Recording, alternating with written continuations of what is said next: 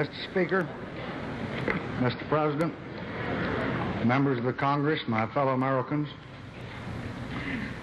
on this hill which was my home, I am stirred by old friendships.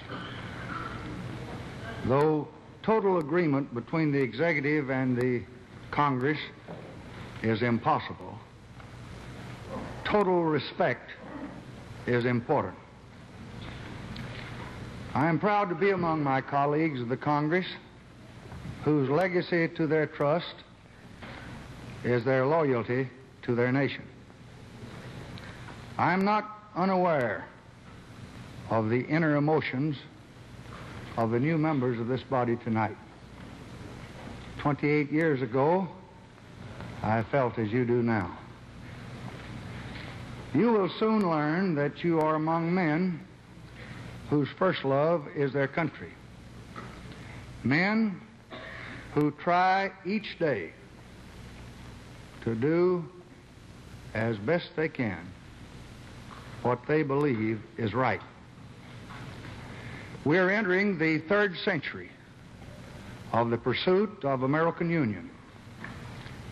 200 years ago, in 1765, 9 assembled colonies first joined together to demand freedom from arbitrary power.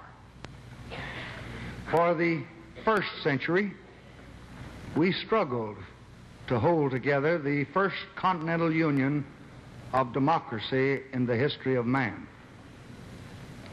100 years ago, in 1865, following a terrible test of blood and fire, the Compact of Union was finally sealed. For a second century, we labored to establish a unity of purpose and interest among the many groups which make up the American community. That struggle has often brought pain and violence. It is not yet over. But we have achieved a unity of interest among our people that is unmatched in the history of freedom. And so tonight, now in 1965, we begin a new quest for union. We seek the unity of man with the world that he has built, with the knowledge that can save or destroy him, with the cities which can stimulate or stifle him, with the wealth and the machines which can enrich or menace his spirit.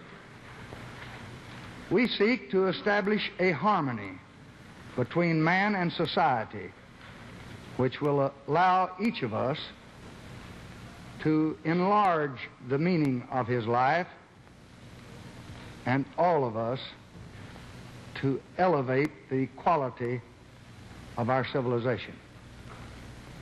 This is the search that we begin tonight. But the unity we seek cannot realize its full promise in isolation. For today, the state of the Union depends in large measure upon the state of the world. Our concern and interest, compassion and vigilance extend to every corner of a dwindling planet.